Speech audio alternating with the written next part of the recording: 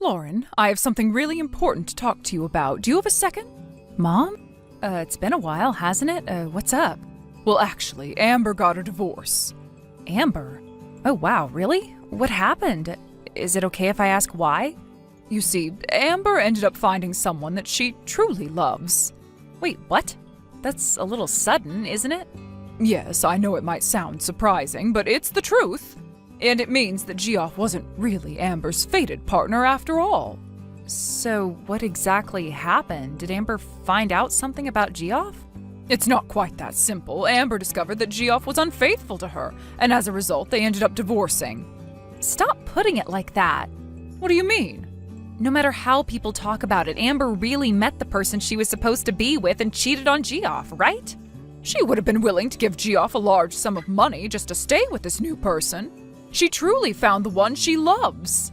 So let me get this straight. Amber's the one who's at fault, and she was asked to pay alimony, right? I told you, you need to think about how you're phrasing things. And you're being incredibly rude to Amber right now. But you're being rude to Geoff. I understand that you care about Amber a lot, but you're really sugarcoating things. No matter how you try to frame it, cheating is still cheating. Amber did something that would get her looked at badly by society. Lauren, that's enough! You've really gotten so much bolder since moving out of the house. You've become a completely different person. All right, I get it. Just say whatever you want. It doesn't really matter to me anymore. Actually, it does matter. What do you mean? Well, here's the thing. I've been thinking about what to do with Amber's daughter, May. What about May?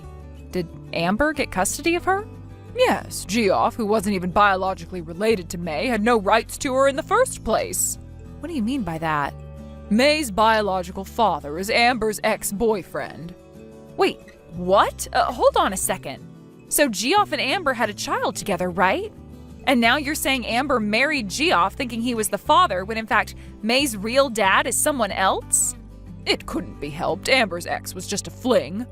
Choosing Geoff, who had a stable job at a large company, was probably the most practical thing she could have done at the time.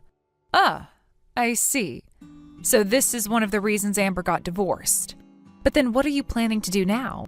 Are you going to ask Amber's ex to officially acknowledge May as his daughter and then deal with the whole child support thing? Is that what you're trying to do? No, I decided not to go down that path. The truth is I have no idea where Amber's ex is anymore. You should at least try looking for him. Instead of going through that much hassle, I found a much simpler solution. Wait, this doesn't sound good. I have a bad feeling about all of this. Lauren, do you remember Randy from school? Huh? What's this about? Just answer me. Do you remember Randy? What kind of guy was he? We went to the same school from middle school to high school. We were even in the same class once during high school, but I haven't had any contact with him since then. Well, if you remember him, this will be easy. So what's the plan? Here's the thing. Randy's been in love with you all these years. Wait, what? You haven't been back home since you started working, right? Apparently Randy noticed this and he even came all the way to your house just to make sure you were okay. Hold on, are we still talking about the same thing? I'm getting a bit confused here. Not at all. This is exactly what I needed to say. Could you make it short? I'm kind of in a hurry. Okay, here it is. You should marry Randy and become May's new mother. What? This is coming out of nowhere. I can't even keep up with this. I've never even dated Randy. I don't have any romantic feelings for him. In fact, I haven't even seen him since we graduated. And May's mother is Amber. Why on earth should I suddenly become May's mother? You see, Amber is about to marry the person she really loves. If May stays in the new household, it might be awkward for everyone. It's just better if you step in. What? Did Amber say that? Yes, she did. In fact, she's already living with her new boyfriend now. They're taking care of May for the time being. So this weekend, Randy, May, and I are planning to come over to your place. Hold on a second. This is all happening way too fast. What is? What's Randy saying about this?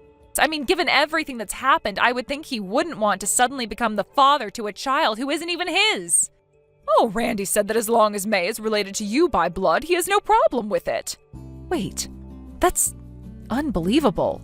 Isn't it? But now you don't have to worry. Just live with Randy and May as a family. All three of you will get along just fine.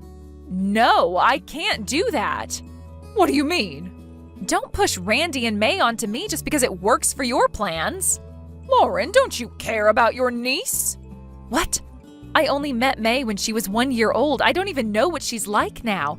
I can't just decide if I like her or not. And now you want me to marry Randy and become May's mother and accept them as a family? This is all way too much. Stop being selfish. This is a chance for Amber to finally find happiness. Isn't that something to celebrate?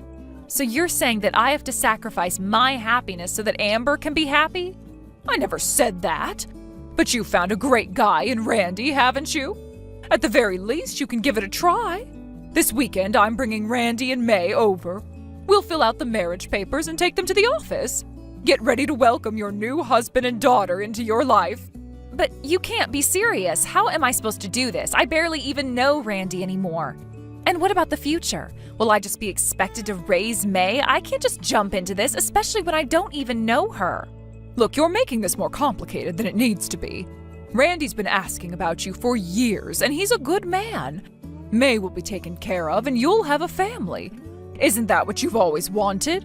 I can't just pretend everything's fine when I don't even know where I stand in all this. This isn't what I imagined my life to be. It's just too much responsibility too fast. You're always overthinking things, Lauren. Life doesn't wait around. Amber's made her decision, and now it's time for you to make yours. Think about it. May's future will be secure, and you'll have Randy by your side. What could be better than that? I don't know. I just don't know if I'm ready for any of this. You don't have to be ready right now. You just have to take the first step. It's a big decision, but sometimes life works out better when we don't overthink everything. Trust me, this is the right thing to do. I'm not sure. I still need time to process all of this. Of course, take your time, but the weekend is coming up, and I think you'll find that once you meet Randy and May again, things will start to feel natural. Just remember, this is about making Amber happy. It's about family. You're a part of that family now, whether you like it or not. Lauren, I know that you're upset, but you have to understand, this isn't just about Amber, it's about all of us. I get that, but why does it have to fall on me? Why can't Amber just deal with her own situation? She's the one who messed things up with Geoff, not me. Why do I have to play the part of the hero here? Because you're family, Lauren. Amber's been through a lot, and she's already made her decision. She's going to be with the person she loves, and that's what matters. But May needs someone stable, someone who can look after her, and that someone is you. You don't have to make it complicated, just step up and things will fall into place. You are really putting a lot on me, aren't you? You're asking me to become a mother figure to a child I don't even know. This isn't something that just happens overnight. I can't just wake up one day and suddenly be ready for this. I know it's not easy, Lauren. But think about it. You've always been strong, even when things weren't going well for you. You've always had a good head on your shoulders. Now it's time to use that strength for someone else. May's not asking for much. She just needs someone to love her and give her a stable home. But that's not the point, Mom. I'm not saying I don't care about May. I'm just not ready for this kind of responsibility.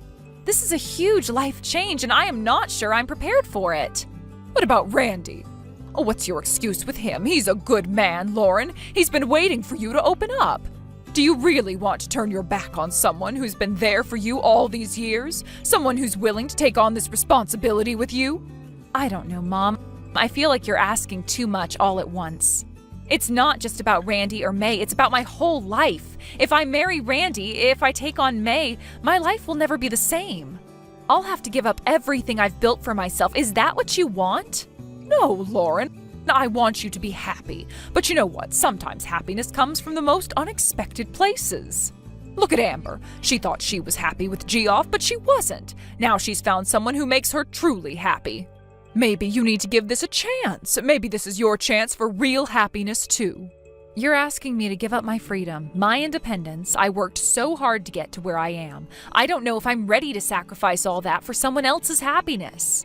But it's not just about sacrificing, Lauren. It's about building something better together. It's about creating a new family. If you can give Randy and May a chance, you'll be creating something beautiful, something that will last. I can't promise anything right now, but I'll think about it.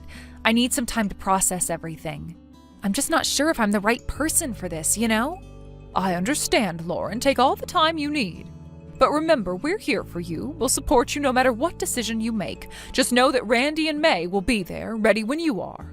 I'll keep that in mind. I just need to figure things out first. It's a lot to take in. I know it is, but whatever you decide, you're not alone in this. We're all family and we'll figure it out together. Sure.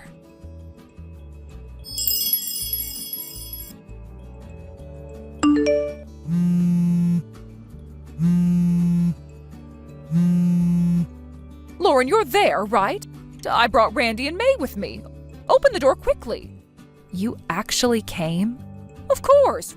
Randy is the person who's going to be your husband, and May is your daughter starting today. Hurry up and open the door.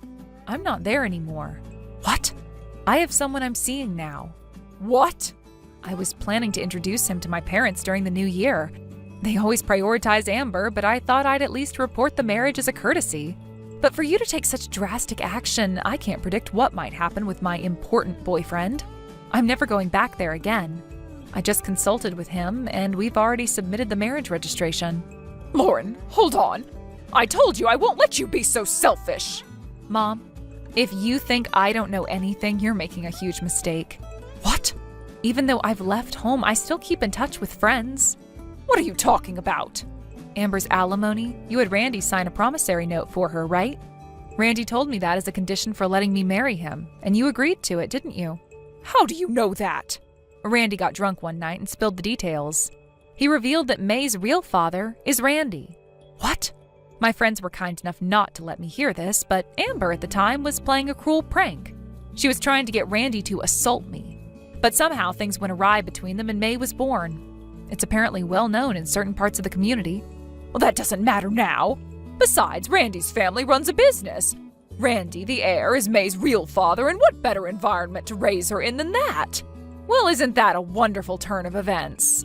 But, Mom, the money Randy spent for May's sake, it seems like he took it from his parents' company's safe without permission. What? You didn't know that? One of my friends works there, and apparently Randy's actions were caught on the security cameras. Since this morning, there's been an uproar at the company. They've asked me to tell Randy to return as soon as possible. They even said you should hurry back and explain yourself before you get involved as an accomplice. You think you can intimidate me by saying that? Why don't you ask Randy yourself? Is it really true? Either way, if you don't know where I am, you have no choice but to leave. If you stay here and get treated like a suspicious person, it'll definitely turn into a police matter. Is that really okay with you?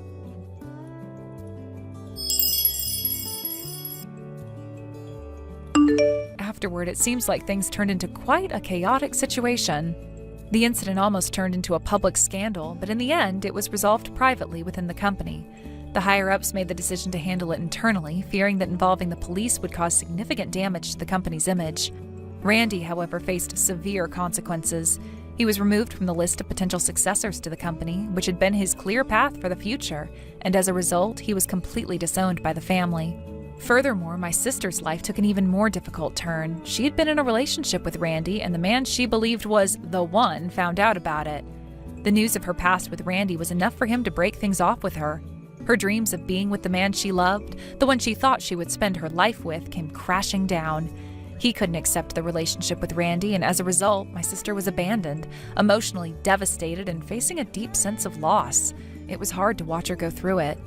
The situation got worse financially as well. My sister was supposed to pay a settlement, a significant amount of money as part of the repercussions of everything that had transpired. But that money, along with the company funds lost because of the scandal, disappeared into the wind. To make things right, the only option left was for my family to sell our family home. The house that had been passed down through generations was sold to pay off the debts and return the money that was misused during the scandal. My parents, my sister, and even Randy himself now live together in a rundown apartment. It's a far cry from the life they once knew, and it's hard to believe that it all unfolded so quickly. On a somewhat brighter note, May's situation improved after everything that had happened. She was taken in by my uncle and aunt, who are wonderful, grounded people. They're well-balanced and full of common sense, and they didn't hesitate to bring her into their home. I'm extremely relieved to know that May is in good hands. She's surrounded by stability and love now, and that knowledge brings me some peace. It's one thing I can feel thankful for amidst the chaos. As for me, my life took a different turn than I had imagined. I moved in with my husband's parents. At first, I wasn't sure how things would go. I didn't know what to expect, especially after everything that had happened with my own family. But surprisingly, living with my husband's family has been a positive experience. They welcomed me into their home with open arms and treated me with kindness. I couldn't have asked for better people to share my life with during such a difficult time. The warmth and understanding they've shown have been a source of comfort. Despite the challenges I've faced, I've come to appreciate their support. They've treated me like their own daughter, showing me the love and care that I haven't experienced in a long while. They had the chance to heal, to recover from the emotional wounds that have accumulated over the years, and it's been a slow but steady process. It hasn't been easy, but it has been worth it. I can honestly say that I feel incredibly lucky to be surrounded by such kind people. They've given me the space to grow and to find my footing again. And for the first time in a long while, I can say that I am happy. Thank you for watching and listening. We hope you enjoyed the video. Don't forget to like this video and subscribe. Also, feel free to leave a comment about what you thought of the story. We look forward to seeing you at the next story. Liam, do you have a moment? I have something really important to talk about. Jody? What's wrong? Well, I feel really awful about this, but I want to call off our engagement. Wait, what? Out of nowhere? The truth is, I've fallen for someone else. He's liked me for a long time, and well, I've started to develop serious feelings for him too. So, you're cheating on me? Oh, no, it's not like that. I haven't done anything with him. Actually, he had a girlfriend too, but they broke up recently. And so I've been thinking... And now you want to be with him? Yeah, I do.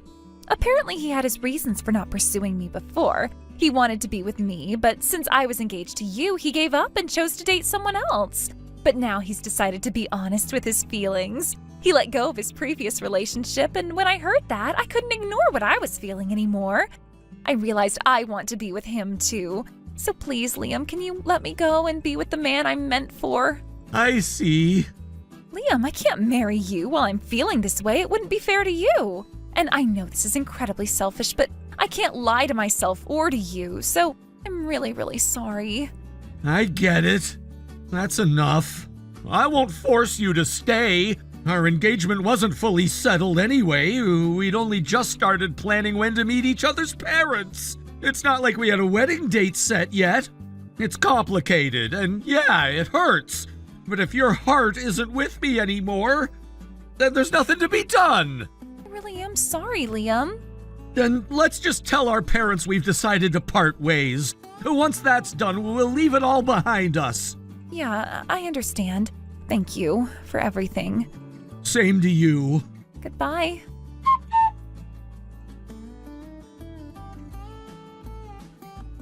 Liam, what the hell was that? Whoa, Emma, calm down. What happened? It's your ex-fiancé. Jody? What about her? I haven't seen or spoken to her since we broke off the engagement. Well, you might want to sit down for this. She's been messing with my fiancé. Wait, what? Hold on. What exactly do you mean by that? Jody is trying to get with Arnold. No, that's impossible. That can't be right. You and Arnold already moved in together, and you're literally getting married next week. Jody told me she fell for someone who'd just become single, and that was why she ended things with me. But Arnold isn't single. You two are still together. How the hell did we end up in this situation? That's what I'm trying to figure out. All right, slow down. Tell me everything from the beginning. I need to know exactly what happened. Okay, so this morning I was at Arnold's apartment. You know how he's been having trouble with that weird woman who won't leave him alone? Yeah, I remember you mentioned something about that before. Well, she kept showing up, sending him messages, hanging around the building, all kinds of creepy stuff. So I figured I'd stay over today to help keep an eye on things. And then just a little while ago, guess who showed up at his door? No way. Are you telling me that the stalker is Jody? Bingo. You've got to be kidding me! I wish I was. What did she do? Well, at first we didn't answer the door, but she just stood out there talking to herself, saying all kinds of crazy stuff. Stuff like, I broke off my engagement for you, and now we can finally be together. You should be happy. What the hell? Yeah, exactly. She sat there right in front of the door for at least 30 minutes, minutes just rambling on about how everything was finally falling into place, how Arnold should be grateful, and how she had made this huge sacrifice for their love. It was surreal. Jesus!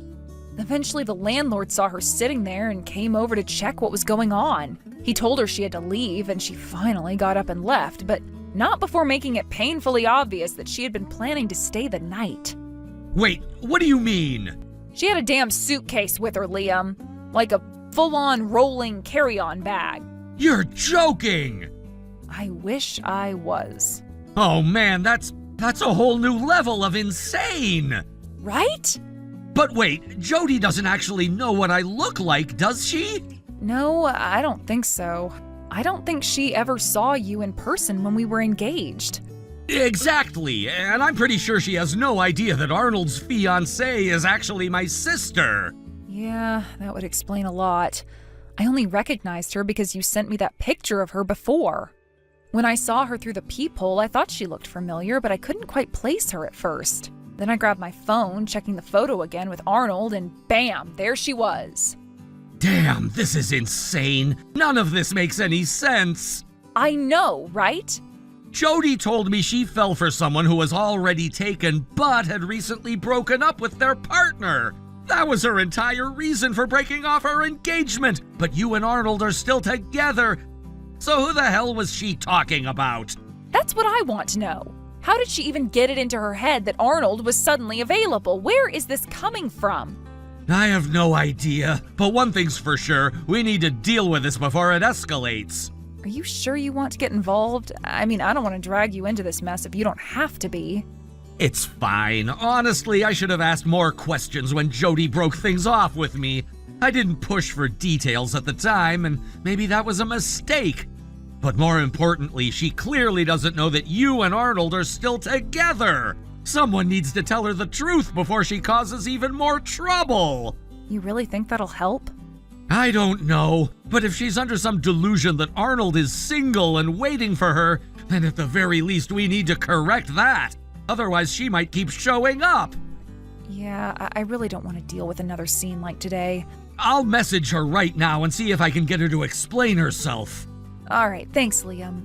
And hey, if things get weird, don't hesitate to call me, okay? I will.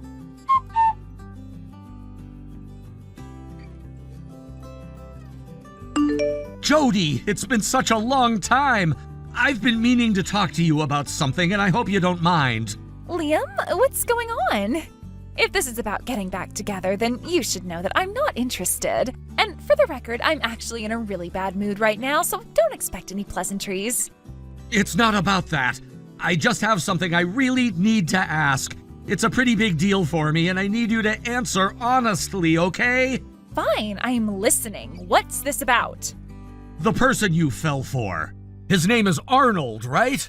Wait, what? I never told you anything about him. Did you seriously go looking for this? If you've done anything to Arnold, you won't like the consequences. No, it's not like that at all. In fact, Arnold, well, he's actually someone I know. Wait, you know him? Yeah, we go way back. He was a junior of mine back in college, and we've stayed in touch ever since. We've always been good friends. Oh, well, that's a huge coincidence, I guess. So, do you know where he might be tonight? I went to his apartment today thinking we'd be moving in together, but when I got there, the place was empty. I waited around hoping he'd come back, but after a while, the landlord showed up and threatened to call the cops on me. I had no choice but to leave. I'm planning on trying again tomorrow. If you have any idea what time he'll be back, could you let me know? Listen, I don't want to be the bearer of bad news, but Arnold hasn't broken up with his girlfriend. Huh? What do you mean? I don't understand. You're telling me that after everything, Arnold is still with her? Are you sure? I'm absolutely sure. But I need to ask, why did you think they broke up? You didn't hear it directly from Arnold, did you? And if I'm not mistaken, you don't even have his contact details, right? Wait a second. So you're telling me Arnold hasn't broken up with his girlfriend? Are you really certain about this? I mean, I don't have his contact info, but that was because, well, there were personal reasons for both of us. But the thing is, we met when we were both commuting in the mornings. We were always on the same train car, and over time we started noticing each other. I only recently learned his name, so it doesn't really make sense for us to exchange contact details until recently. But how did you come to think they broke up? Well, it was a little strange, actually. One day I happened to pass by Arnold's apartment and I saw his girlfriend moving her stuff out. It was all packed up and ready to go, and she was carrying out boxes of furniture. It seemed like she was leaving, so naturally I thought they must have broken up. No, you completely misunderstood that situation. Misunderstood? What do you mean? That was a pretty clear sign to me. She was moving all her things out. Isn't that what happens when people break up? Actually, what you saw was just her moving her things to their new apartment. See, Arnold and his girlfriend work in different industries, and because her busy season ended first, she started the process of moving their stuff ahead of time. She's been packing things little by little, and she's already settled into their new place for now. The move's not over yet, but she's already started living there. So everything you saw was part of the plan for them to start living in the new place together. Oh, so that means they're not breaking up after all? Exactly. You completely misread the situation. I see now. I guess I was just too quick to assume. So Arnold's still with her, huh? Yes. And now I have to ask you, why did you think they broke up? You must have jumped to conclusions, right?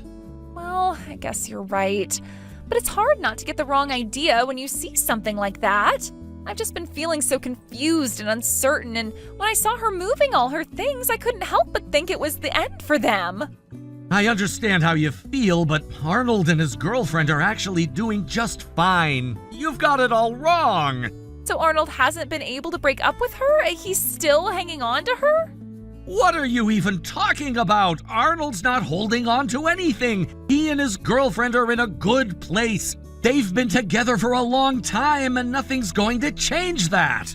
I'm so confused. It's just that when you've had your heart set on someone, it's hard to let go, you know? I get it. I really do. But Arnold and his girlfriend are solid. You can't just make assumptions about the relationship based on what you saw.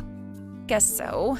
But listen, Liam, I know this is probably not the right time, but I want to ask you something. Please tell Arnold the truth. I know what he really feels, even if he's not admitting it. He just needs to be honest with himself and take the courage to move forward for the sake of what we had. Please tell him for me. Wait a minute. I was going to try and figure out how to say this to you, but since you've asked so directly, I'll just say it as it is. What are you talking about? Arnold's girlfriend is my sister. What? Your sister? Are you serious right now? Yeah, it's crazy, right? The world really is small sometimes. Actually, when you went to Arnold's apartment earlier today, my sister was there with him. Wait, what? Your sister was there?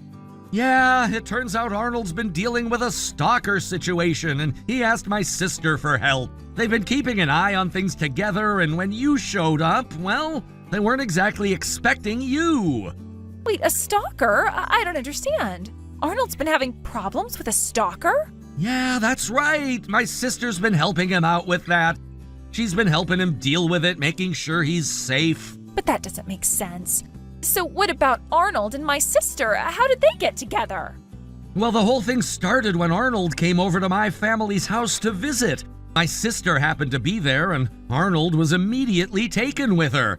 He spent 6 months chasing after her, and finally she agreed to date him with marriage in mind. They're completely in love with each other, and they've been through a lot together. So to be clear, Arnold isn't interested in anyone else.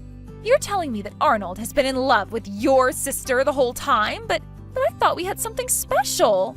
I can't believe this, but it's true. And honestly, Arnold and my sister are planning to get married soon. I just can't process this. And by the way, Arnold didn't even know about you until now. Wait, what? But we were always on the same train. How could he not know? It was just a coincidence. He wasn't even paying attention to you. He's been focused on his own life and his own relationship. I can't believe this. I thought there was something between us, something real, but it was just a misunderstanding? Yeah, it was all a misunderstanding, and I think it's time for you to let go. But wait, I need to understand. Arnold's really not interested in me then? No, he's not. Arnold's focused on his future with my sister, and that's the reality of the situation. This is crazy. So what happens now? Well, now Arnold's moving into his new place. He's already started packing, and by tonight he'll be gone for good. That apartment you were waiting for him in, it's already empty. No way. This is unreal. Also, Arnold's changed jobs. He's moving to a new company with a better salary. What? He's changed jobs too? Yeah, he finished up his last day at the old place yesterday. He'll be driving to work now, so you won't be running into him on the train anymore. Liam, what about us? Do you think there's any chance for us? What do you mean, us? After everything that's happened, do you think we can just go back to how things were? But I still love you, Liam. I'm sure you still care for me too. No, I don't feel the same anymore. You made your choice, and now you need to live with it. But I thought we had something real. I thought we had a future together. We don't. Not anymore. But Liam... Goodbye, Jody. I don't think I can keep talking about this. Liam, wait!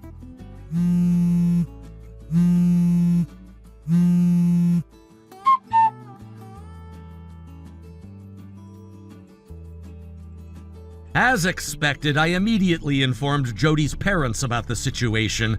I knew it was the right thing to do. They needed to know what had happened, especially since it was such a serious matter. Of course, Jody was devastated, but we both agreed that this was a necessary step in resolving everything. I never expected them to be so understanding, but they took the news better than I had anticipated. I think deep down, they already knew there was something wrong. Jody's parents, on the other hand, were a bit more complicated.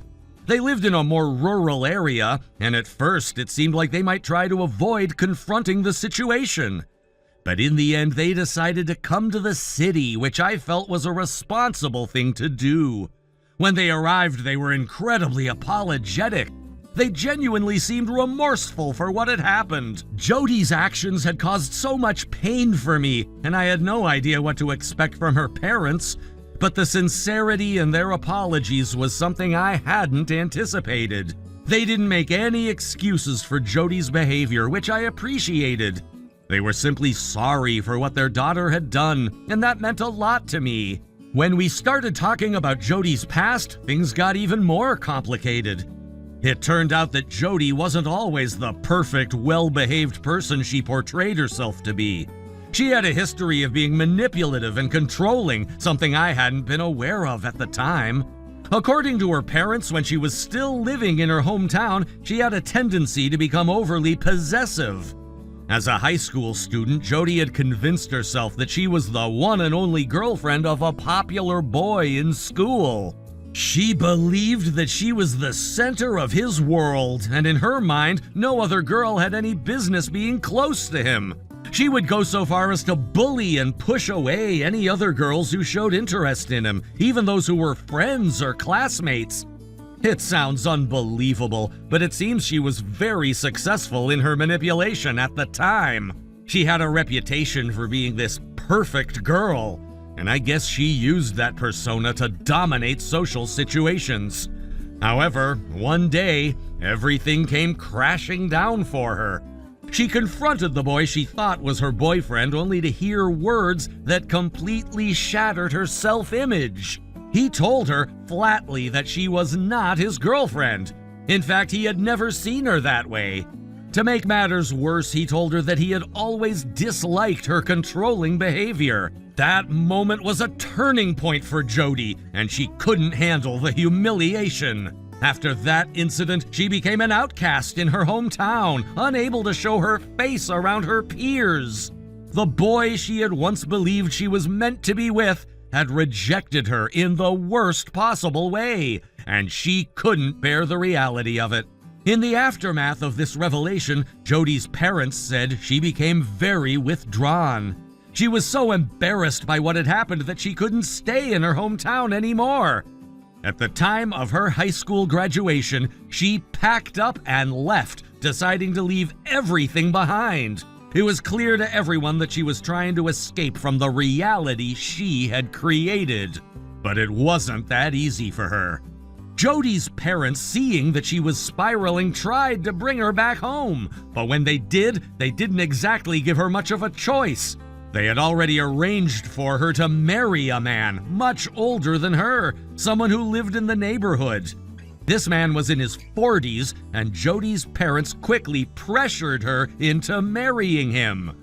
They saw it as a way to stabilize her life, to give her a chance to grow up and move on from her past mistakes. It wasn't an ideal situation for her, but at that point, it seemed like her parents believed it was the only option. Jody's new husband was someone who didn't have much to offer in terms of love or emotional support. He wasn't abusive or cruel, but he was certainly not the kind of man Jody had ever imagined herself marrying. From what I gathered, her marriage was more of a practical arrangement than a romantic one, but as Jody's parents had hoped, the structure of the marriage seemed to give her some stability. She began to settle into her new life, and eventually she was able to put her past behind her, at least on the surface. Now Jody is living under the strict supervision of her in-laws. From what I've heard, she's no longer the independent, free-spirited person she once was. The woman who used to act with such confidence and entitlement is now constrained by the watchful eyes of her husband's family. They keep a tight hold on her, making sure she doesn't stray from the path they've chosen for her. It's unclear whether or not Jody has come to terms with her new life, but it seems that her options are now limited. She's stuck in a cycle where she has to meet the expectations of everyone around her, and she has no room for personal freedom. As for her behavior toward me, I can't say that I feel any sense of closure. The apology I received from her parents was appreciated, but it didn't change the fact that I had been hurt deeply. Jody had led me on and then completely blindsided me with her actions. I had trusted her, and in return, she had betrayed that trust in the worst way possible. It's hard to let go of that kind of pain, no matter how much time passes. Her past, though, offers some perspective on why she acted the way she did. From what I understand, Jody had always struggled with issues of self-worth. She had constantly sought validation from others, particularly from men, in order to feel good about herself. When she was younger, she used manipulation and control to get what she wanted. However, as we all know, this kind of behavior eventually backfires. Jody is no exception to that rule. Her world came crashing down when her perfect image was shattered, and it took a toll on her psyche. Now, years later, she seems to be a shadow of the person she once was. I don't know if she'll ever truly find peace with herself, but for now it seems that she's living in a world where she has little control over her own life. She's been forced into a box, and it doesn't seem like she has the courage or the freedom to break out of it. For me, though, this chapter of my life is coming to a close. I've learned a lot from what happened with Jody, and it's shaped who I am today. I'll carry the lessons with me, but I'm ready to move forward. As painful as it was, the experience taught me the importance of trusting my instincts and recognizing when someone's actions don't align with their words. Jody may have apologized, but her actions will always speak louder than her words.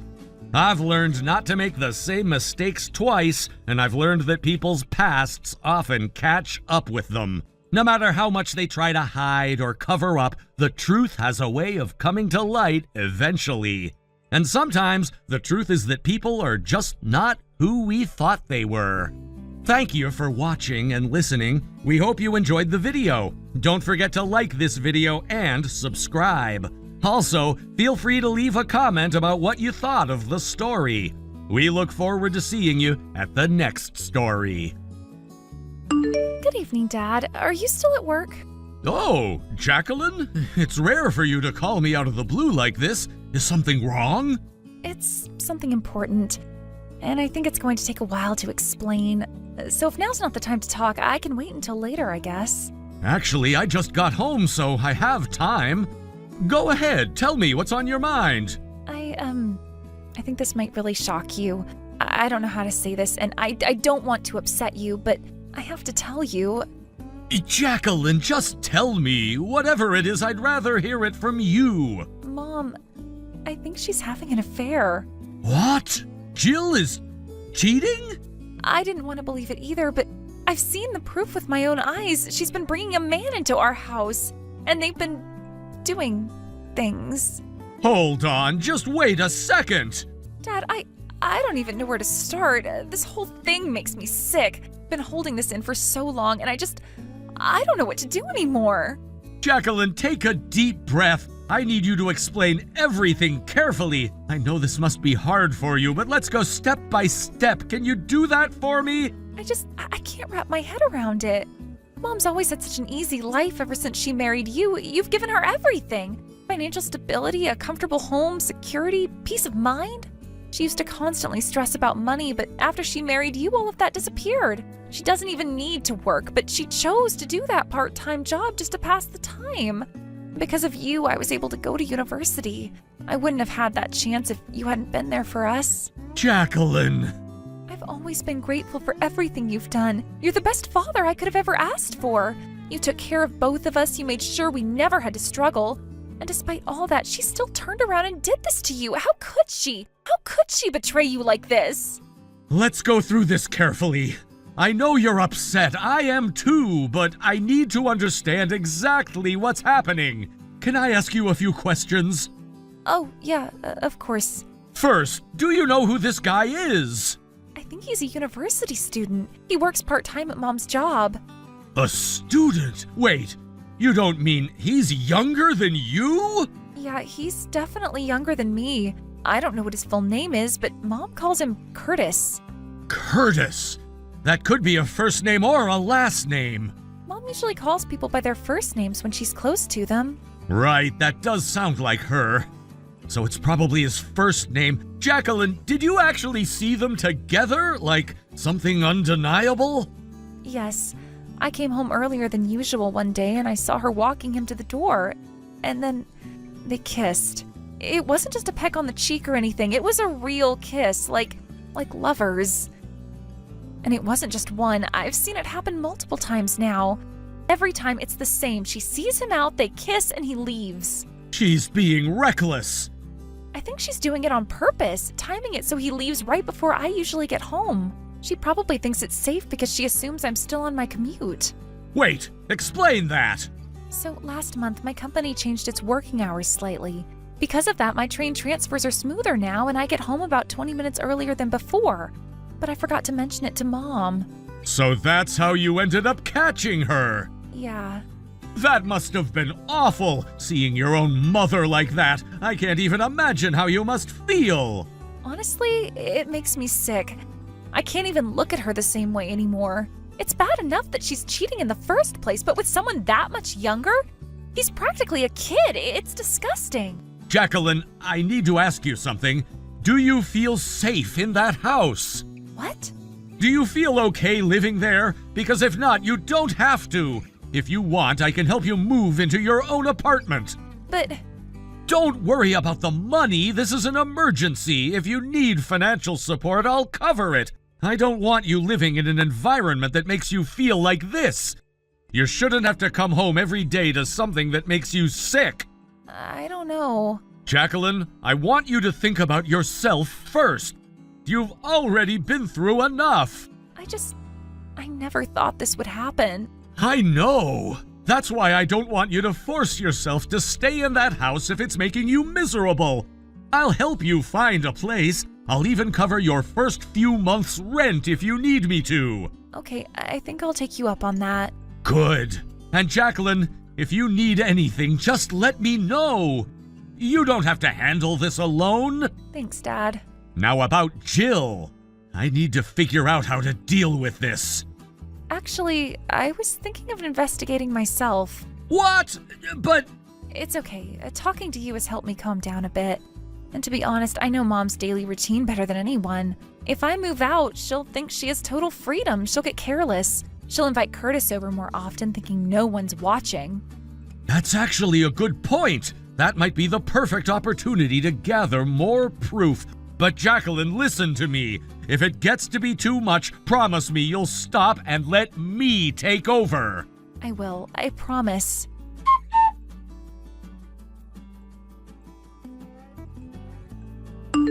Jill, can I talk to you for a second? Oh, what's up?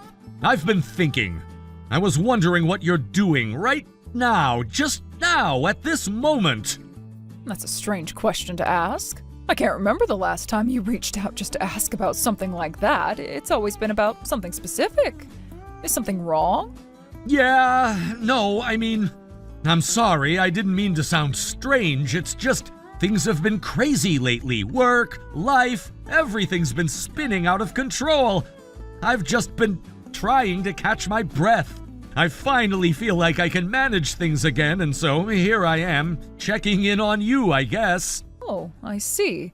Well, it sounds like you've had a lot on your plate. Work getting to you, huh? Yeah, work's been more demanding than usual, but it's not just that. It's other things too, personal stuff. It feels like everything's been piling up all at once, you know? It's like I'm juggling so many things, and I've just been trying to keep it all together. Personal stuff? What do you mean? Is it something to do with Jacqueline? Well, in a way, yeah, but also just everything. When you're living alone, you don't realize how much you have to handle by yourself until it's all on your shoulders, and sometimes it's a lot harder than I thought it would be. But I'm dealing with it, you know? Yeah, I guess. You've got a point. I've been thinking a lot about Jacqueline lately, too. It's like I didn't even realize how much she was doing on her own either. She's never really asked for help, and I just didn't notice, but I suppose we're both kind of in the same boat now. Living apart, it's not as simple as we thought it would be, is it? But Jacqueline still comes home on weekends, right? She's not completely alone. True, she comes by every now and then. She lives close enough, just the next station over, so it's not a big deal. She still picks up things from here and there, you know, little stuff like clothes or whatever. She does that pretty often. In fact, she stops by, takes something, and leaves just as quickly. I guess in the end, even though she's living on her own, we're still connected in a way. But it's funny, she never stays for long. She never really stays anywhere, does she? Yeah, that's true. But do you know why she started living on her own? Why now, all of a sudden? Well, it's probably because she started working, right? She probably thought it was time to finally be independent, to do things for herself without anyone around to help. She's at that age now, after all. It's just a natural part of growing up, I guess. Yeah, I think you're right. But there's something else to it, too.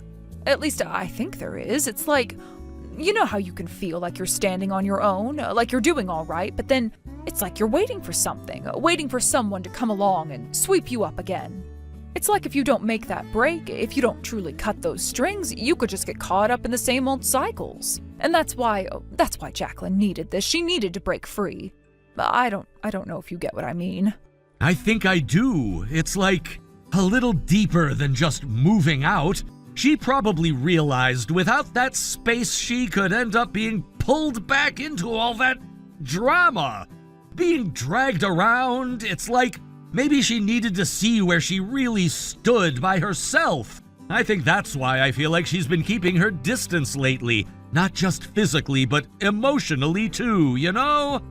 Wait, are you implying something here? Because it sounds like you're saying there's more to it than just moving out. Oh, don't worry. I wasn't trying to make it sound that way. I'm thinking about things, that's all. But if you think about it, you've been kind of distant too, haven't you? You've been living alone for a while, and it's obvious we haven't really had the chance to talk. Really talk like we used to. It's like we're drifting apart. Do you feel it? Wait, you're reading too much into this, a little too much. I'm just trying to keep things together, that's all. You know how it is. It's just that things pile up sometimes, and I have to deal with them. But yeah, you're right. We haven't been talking much, and I guess I miss how things used to be too. It's not like I wanted things to change, but they have. But hold on, you just said something earlier. You're telling me you're living alone, but it doesn't always feel like that, does it? There's more to it, isn't there? What do you mean? Come on, you know what I mean. There's someone else, isn't there? What? No! Jacqueline moved out. I'm living alone, I swear. If only you'd come back to me, things would be different. It would be just the two of us, like before. But I know that's not going to happen now, at least not anytime soon. And you don't seem to want it, do you? You're wrong. Don't act like you don't know. It's not like you're unaware of the situation. You've been living in your own world, pretending things are fine. But they're not, and you know it.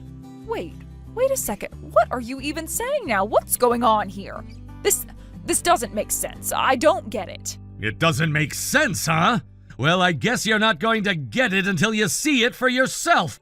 Look, you've been avoiding the truth this whole time. You're still playing this game like you don't know, but you should have known this whole time, Jill. What are you talking about? Take a good look at this. These photos weren't just taken out of nowhere. You didn't think it was odd that you found them lying around in our bedroom, did you? They came from a hidden camera I placed there. Did you not notice? Wait, what? A hidden camera? Are you serious? I'm serious, Jill. I've already taken down the camera. It's all gone. There's nothing left to find. But you really should have seen it coming. You didn't think you could just sweep this under the rug, did you? What? When did you put that there? How did you get in here without me knowing? I've been here, Jill. I've been right here watching. And you've been lying to me this whole time. You thought I didn't know, but I do. No, this can't be happening.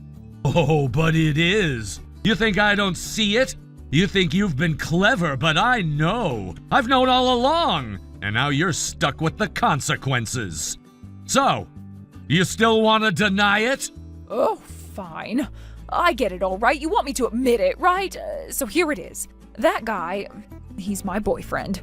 His name is Carter Curtis. He's 20 years old, my most beloved person. Not some old stinky man like you, okay? He's young and cute, and he's my boyfriend.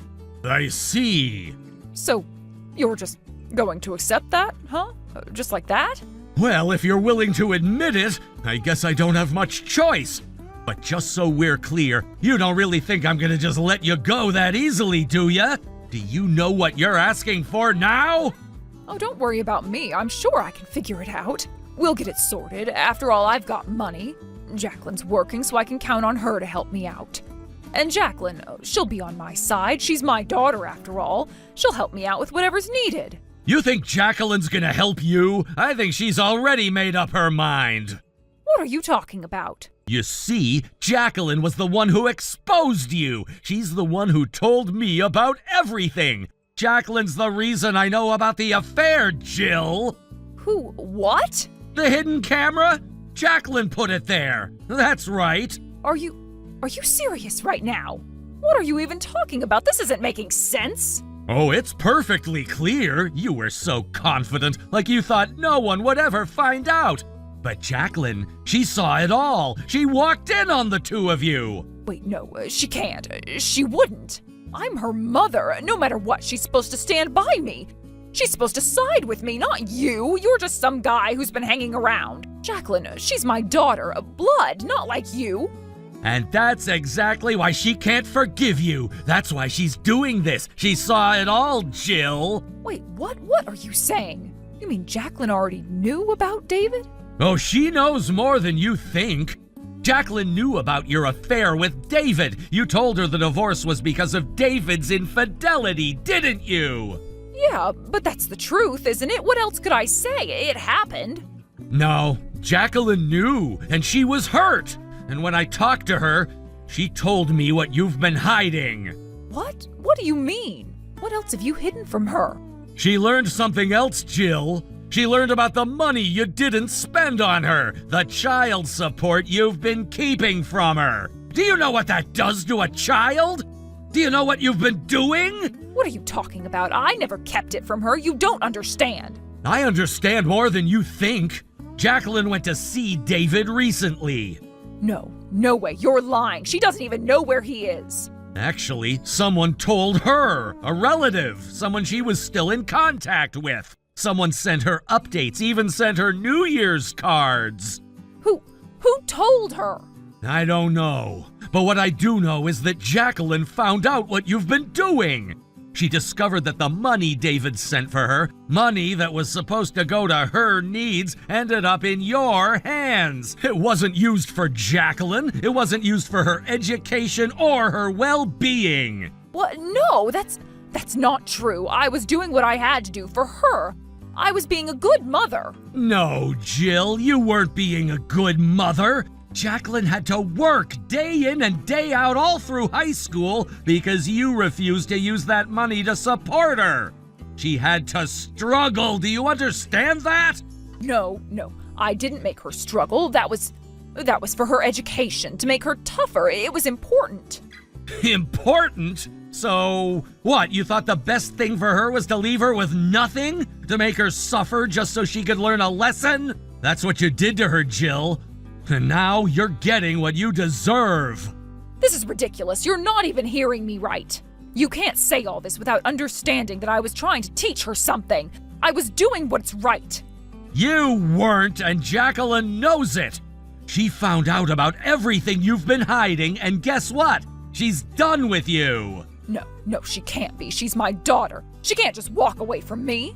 You pushed her away, and now she wants nothing to do with you. Oh, and the address I gave you, that was temporary. Jacqueline's not even there anymore. What? You're lying. You really don't understand, do you? Do you know who's there now? Carter. Carter's in the apartment right now, isn't he? What are you talking about? You're crazy. I'm by myself. No, you're not. Carter went in there. I've already confirmed it. I've got proof. Me and my lawyer, we've seen it with our own eyes. Wait, what? A lawyer? Yeah, you didn't think I was just sitting back and letting this go, did you? And Carter, you know he's married, right? He has 2 kids with his wife and he's still seeing you. What does that say about you, Jill? No way. You're telling me. You're saying Carter's married too? Oh yeah, I'm not the only one who knows about you two. Carter's wife knows as well. She's gonna be pursuing legal action too. What? You're all against me? No, I can't. I don't have the money for this. I never asked for any of this. Well, you're gonna get it whether you like it or not. You've made your bed, Jill, and now you'll have to lie in it. Wait, you can't just do this. I don't have anything left. It's too late now. You'll have to pay for what you did, and this time you can't hide. We'll talk about the details later.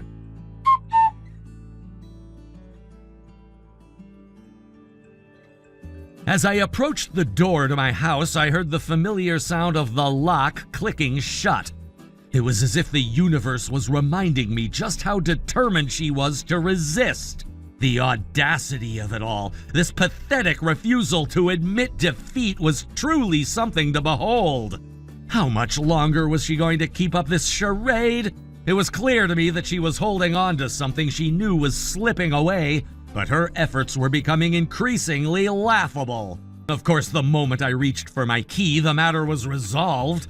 I had the key after all, and there was no obstacle that could stop me from entering my own home. As the door swung open effortlessly, I couldn't help but feel a slight sense of triumph. This was my house, not hers, and despite all her efforts to hold on to what wasn't here anymore, reality had a way of putting things back in place.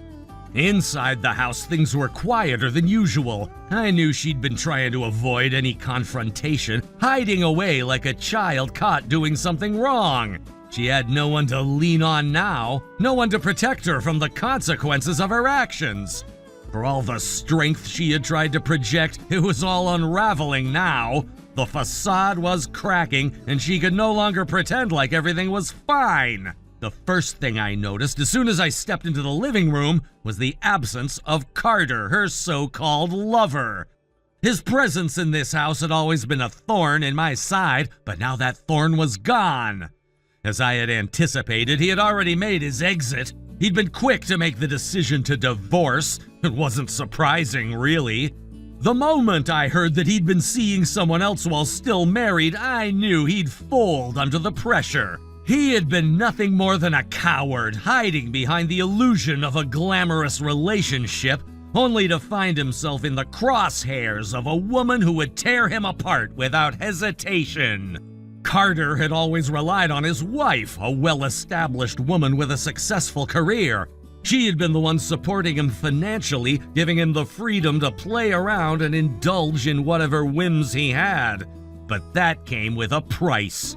The woman he was involved with, my ex-wife, had been nothing short of a storm. She was relentless, a force of nature that couldn't be ignored. She demanded complete submission, and Carter was no match for her fury.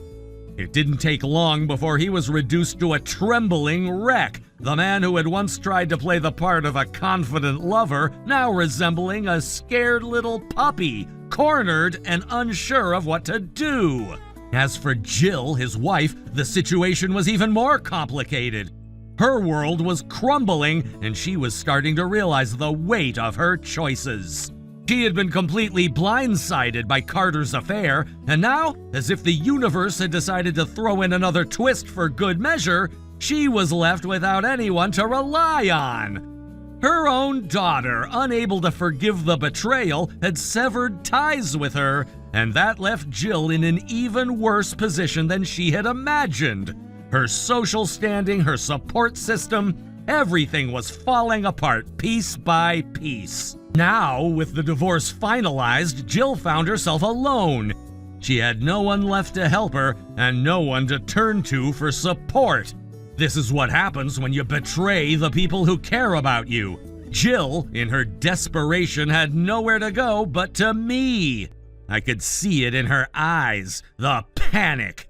It was clear that she hadn't thought through the consequences of her actions. She had assumed that she would somehow come out on top, that she'd find a way to get through this mess without any serious repercussions. But that wasn't going to happen. She was about to find out that actions had consequences, and those consequences weren't going to be pretty.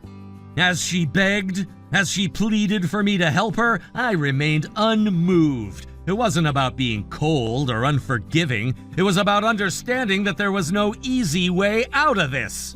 She had taken everything she could from me, from our family, and now there was nothing left to offer. I wasn't going to be her safety net anymore, not after everything that had happened. At this point, the reality was undeniable. Her desperation was clear, but I wasn't the one who was going to save her. She had to face the consequences of her own choices, and no amount of pleading was going to change that. She had wanted to play games, to tear apart everything in her path, and now it was time for her to pay for those games. But even as she tried to push me into a corner, to manipulate me into feeling sympathy for her, I knew that there was no way I was going to give in, not anymore. There was no room for compassion when it came to someone who had hurt me this deeply. The worst part was that she didn't even seem to understand the gravity of what she had done. She thought she could fix everything with a few words, a little bit of emotional manipulation. But this time it wasn't going to work. As for David, he had his own questions for her. He wanted answers. He wanted to know why she had used the money meant for our daughter's education on her own selfish desires. How could she have been so reckless? How could she have spent money that wasn't hers to spend? Money that was meant to secure our child's future? I could see the anger in David's eyes when he confronted her about it. He was just as hurt as I was, and there was no excuse for what she had done.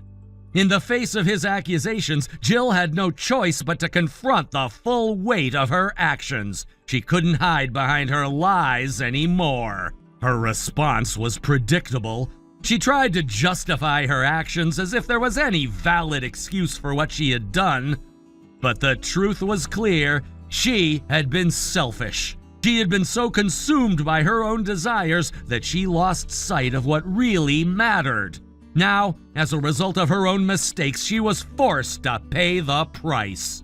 Jill's world was collapsing around her. The divorce settlement was brutal. She was forced to pay a substantial amount in alimony, and to add to her troubles, the money she owed for the child support was piling up. She was barely keeping it together, working from dawn till dusk just to pay off the debts she had accumulated. The days were long and exhausting for her, and she had no one to lean on. Her former support system had evaporated, and all she had left was the harsh reality of the consequences she had brought upon herself. It's strange, really, seeing someone who once held so much power, so much control, now reduced to this. She had been the one calling the shots, the one who thought she could get away with anything, and now she was the one struggling to keep her head above water, paying off her debts with whatever she could scrape together. It's a harsh reminder that no matter how much power someone thinks they have, it can all come crashing down in an instant. As for me, I'm moving forward. I've got my daughter to think about, and she's my priority. The past is the past, and while it still stings, I know I'm better off without the constant drama and chaos that surrounded Jill. I've learned that sometimes the only way to move forward is to leave the toxic people behind and focus on what truly matters. Thank you for watching and listening. We hope you enjoyed the video. Don't forget to like this video and subscribe. Also, feel free to leave a comment about what you thought of the story. We look forward to seeing you at the next story. Hey, Harper, is this a good time? Good evening, Harper. Yeah, I'm free now. What's up? So this is kind of sudden, but do you have any plans for dinner on February 14th? February 14th? That's a Wednesday, right? I don't have anything specific planned, but I'd probably just be home around that time. What about your husband? He has work as usual, but unless he has to stay late, he should be back by then. Why? Well, it's Valentine's Day. Okay. I was thinking, how about we throw a Valentine's party? Party? Yeah, you know how lately everyone's schedules have been all over the place? We haven't been able to meet for coffee, lunch, or anything. So I figured since Valentine's Day is already a fun event, why not turn it into an excuse to get everyone together? Oh, I see what you mean. Right, and since it's Valentine's Day, I thought it would be fun to make it a family event. Husbands, kids, everyone together. We can exchange chocolates, have some good food, just enjoy the evening. And before you ask, I am totally fine with hosting at my place. That sounds really nice, actually. Yes, and here's the fun part. I was thinking instead of just giving chocolates to our own husbands and kids, we could do a little chocolate exchange for everyone. Wait, so you're saying we'd be giving chocolates to each other's husbands too? That's the idea, like a friendly chocolate exchange, just for fun. I don't mind if it's clearly just for fun, but do you think any of the other moms would be uncomfortable with it? Oh, I checked, everyone's cool with it. Since we'll be handing them out in front of everyone, it's obvious that they're just obligatory chocolates. No hidden meanings, nothing weird, just a fun little thing. Well, when you put it that way, it does sound harmless. I guess it could be interesting, but are you really okay with all of us invading your house? Of course. My husband already gave me the green light. Also, okay, I'll admit there's another reason I want to do this. Oh? I recently bought a fondue set, both a chocolate fondue pot and a cheese fondue pot, and I really want an excuse to use them properly. Oh, so that's what this is really about. I mean, not only that, but yeah, it's definitely part of my motivation. I figured what better time to go all out with a chocolate fondue fountain than Valentine's Day. You really planned this well, huh? Of course, and think about it, chocolate fondue and cheese fondue. That's like two completely different kinds of indulgence in one night. Yeah, I won't argue with that. That does sound pretty amazing.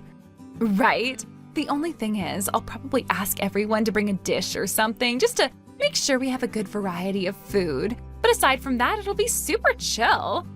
That's totally fair. Who else did you invite? Just our usual lunch group, so Riley and Kelsey's families too. Oh, that's perfect. That way it won't feel too overwhelming. Exactly. I wanted to keep it small so it still feels personal and comfortable, And since we all already know each other, there won't be any awkwardness. Yeah, that makes sense. It's nice when you don't have to do the whole Getting to know each other, small talk. Exactly. So, what do you think? Hang on, my husband just got home. Let me check with him. Sure, I'll wait. Okay, I asked him. He says he'll be off work at his usual time, so it works. Also, when I told him he'd be getting extra Valentine's chocolates, he got way too excited. That sounds about right. The way to a man's heart is through chocolate. I swear he was already thinking about what kinds of chocolates he might get. That's the spirit. So I guess we're in. Yay! I'll sort out the details and send a message later. Sounds good. Thanks for organizing this. Looking forward to it.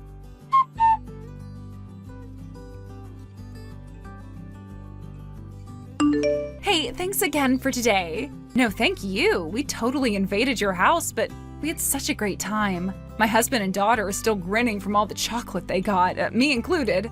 We were just talking about how much fun it was on the way home. Especially your husband, right? I bet he was the happiest one of all. Oh, totally. He was trying to play it cool, but I could tell he was thrilled. Back when he was single, he used to get a fair amount of chocolates every year, even if a lot of them were just obligation chocolates. But after we got married, people stopped giving him any. Makes sense. Probably out of respect for you. Yeah, exactly. It's not like he complained or anything, but, you know, I think part of him did miss that little tradition. So when he walked out of your house today with a handful of chocolates, he looked way too pleased with himself. That's so cute. I mean, I get it. It's nice to be appreciated even in a small way. Yeah, he was even teasing me, like, looks like I've still got it, huh? Oh wow, full confidence mode. Right? I just rolled my eyes at him, but honestly, it was kind of funny seeing him that happy. Well, can't blame him. Your husband is tall, good looking. I totally got the "this guy was probably popular" vibe when I first met him. Oh, stop. But thanks. I'm just saying, if we did a "who got the most chocolates" count, I feel like he might have won. I wouldn't be surprised. I'll let him have his moment. He deserves it. Anyway, I'm really glad you guys could come. It wouldn't have been the same without you. Aw, thanks. And yeah, same here. The chocolate fondue was a huge hit, by the way. None of us have ever done it before, so it was a fun first-time experience for the whole family. Right? There's something so satisfying about dipping fruit and marshmallows into a huge pot of melted chocolate. I don't know why we don't do it more often. Seriously, my daughter was so into it. She was already asking me if we could get our own fondue set on the way home. Looks like I've started something. You really have. Anyway, thanks again for hosting. Of course, let's do it again sometime. Definitely. All right, see you at the preschool drop-off. Yep, sleep well. You too. Good night.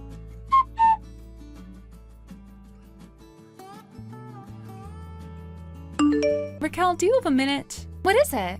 So, about the Valentine's chocolates. Yeah, is something wrong with them? Did you not like them or something?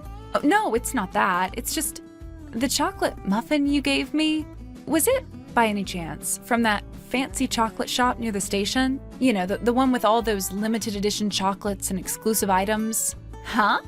Wait, was that mixed in with the rest? I didn't even think to check where it came from. Yeah, it's just that my husband, he got one of those muffins. The packaging was exactly the same as the shop's. Oh, maybe I messed up and mixed things up? I was actually planning to give that particular muffin to my husband, but maybe I put it in the wrong bag by mistake. I didn't realize it ended up with you. Is that so? Oh, but don't feel bad about it. Don't feel bad. No need to return it or anything like that.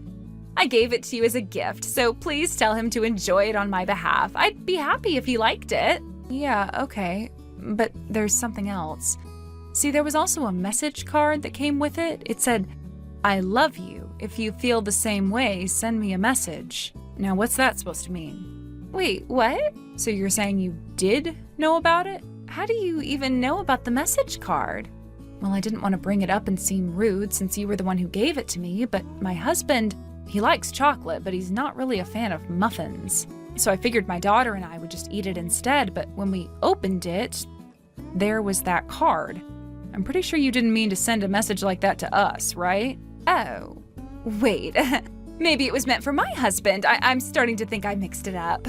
The wrong muffin went to the wrong person. I was probably so rushed that I made a mistake. So it's an honest mistake then? Yeah, I think so. But see, there's a problem. If that muffin was meant for your husband, then what's the deal with the I love you message in the part where you ask him to reply. That's not exactly something you would send to someone who's already married, is it?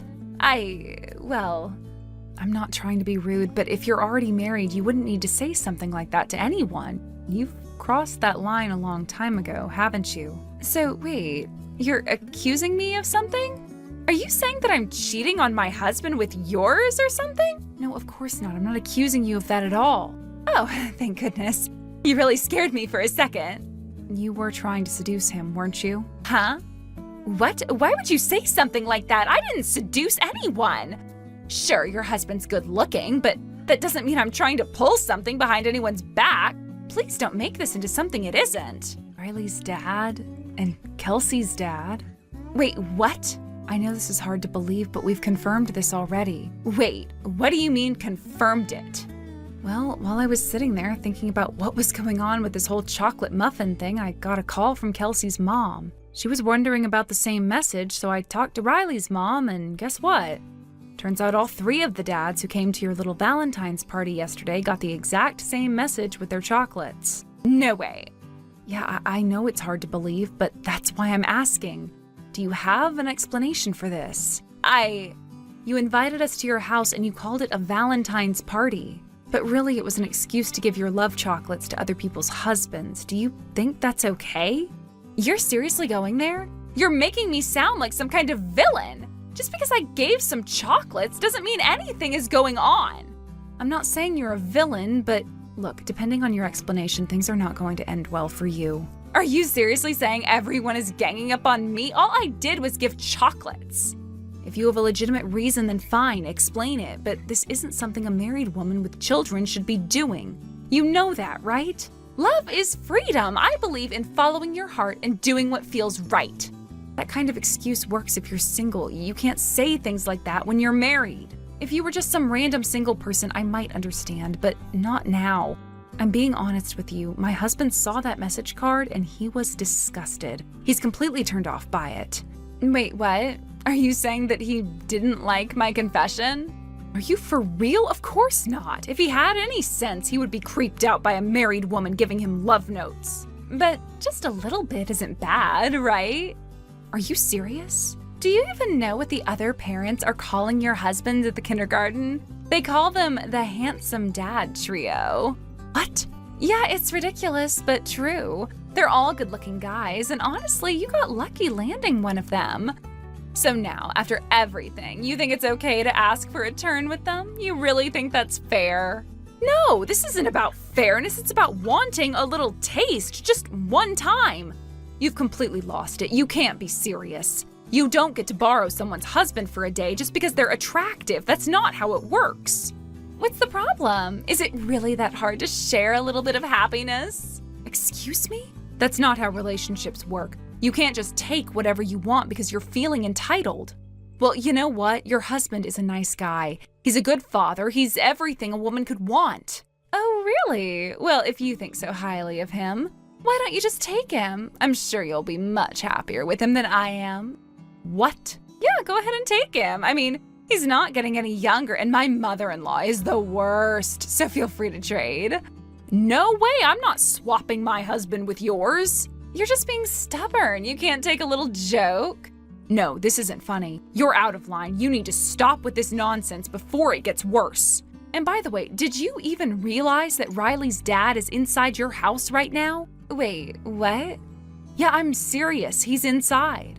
Looks like he took you up on your invitation. No, that's not possible. I guess he's a little too excited about your message. He came right over to your place. You probably told him to come over, but now it seems like you've changed your mind, huh? Wait, what?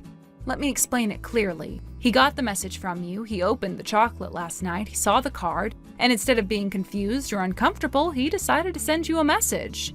He must have gotten so excited about it that he forgot to throw the message card away. And guess who found it? Riley's mom. She found the card and she was kind enough to give me and Kelsey's mom a heads up. This can't be happening. Did you really think you could get away with this? Of course I did. Why wouldn't I? What kind of man would turn me down? I'm me. I've been the center of attention before, and I can make anything happen if I want it. Oh, really? You really want to go there? You're in your 30s now. Holding on to past glory is embarrassing. You don't understand. And Riley's dad, he's already pulling away. He looks so disgusted you wouldn't believe it. What? Oh, and Kelsey's dad, he's not much better. But honestly, he's just as messed up as the rest of them. He was the only one who didn't immediately shut you down. But I guess that's just how some guys are. Wait, so where is my husband? He's here too. What? We got in touch with him. He left work early to come here. No way. Oh yes, don't worry, he'll be here soon enough. And when he does, you're going to have a lot of explaining to do. No, this is a lie. You're all lying! Do you really think this is just going to go away? This ends now, one way or another. Are you ready for that? Let's have a little chat, shall we?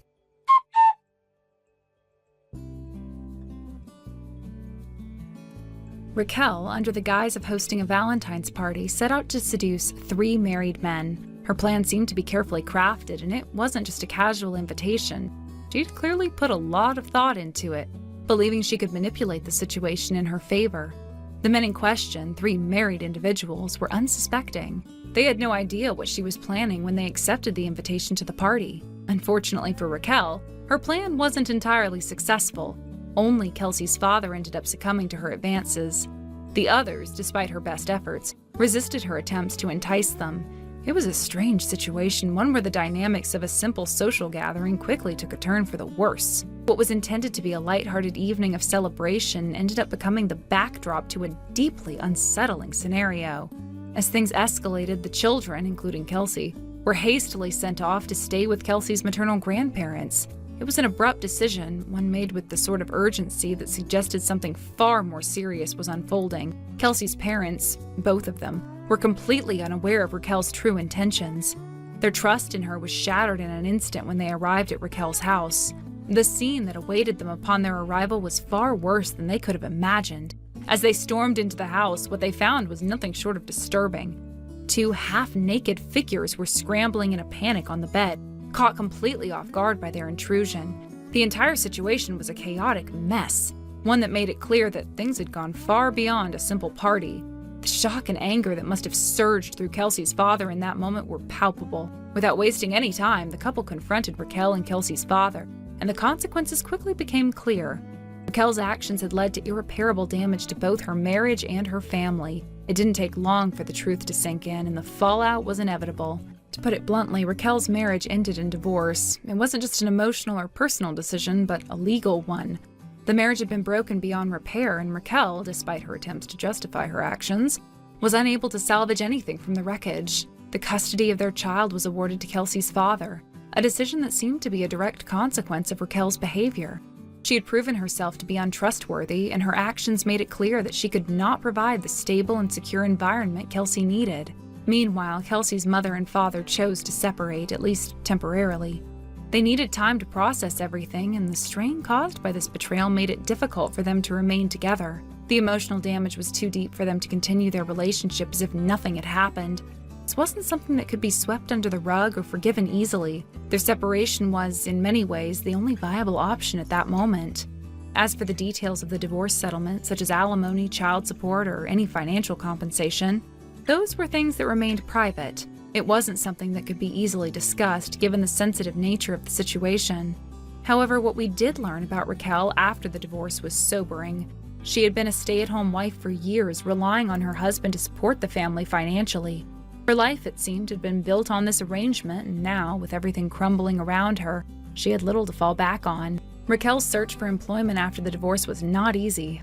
Finding a job when you've spent years out of the workforce is never simple, and Raquel found herself struggling to secure any meaningful work. She didn't have the experience or qualifications to land a position that could support her. The job market was far less forgiving than she had anticipated. It wasn't that she wasn't trying, she just couldn't catch a break. With no career prospects and little financial stability, Raquel soon found herself unable to keep up with the cost of living. Her parents, who had always been there for her in some capacity, became increasingly frustrated with her. They had always supported her decisions until this betrayal. They had a hard time understanding how she could go down such a reckless path, and with that, the relationship between Raquel and her parents began to strain. It didn't take long for her to move into a small, rundown apartment.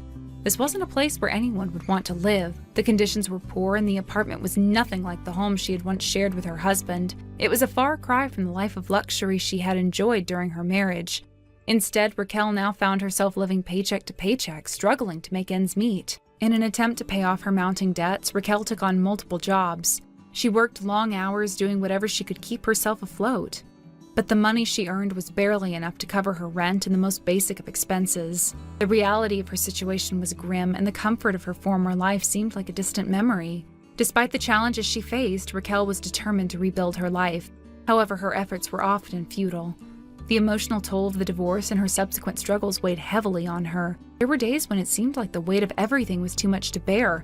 She had lost her marriage, her child's custody, and the lifestyle she had once known. Now she had to start over from scratch, with nothing but the clothes on her back and a deep sense of regret. Occasionally, I would see Raquel walking through town. She was no longer the confident, glamorous woman she once was. The weight of her situation was evident in her expression, posture, and the way she carried herself. It was clear she was doing everything she could to avoid being seen. She would often duck into stores or cross the street if she spotted someone she knew. The shame was too much for her to face. Thank you for watching and listening. We hope you enjoyed the video. Don't forget to like this video and subscribe. Also, feel free to leave a comment about what you thought of the story. We look forward to seeing you at the next story. Thank you for watching. Please subscribe and hit the like button. See you next time.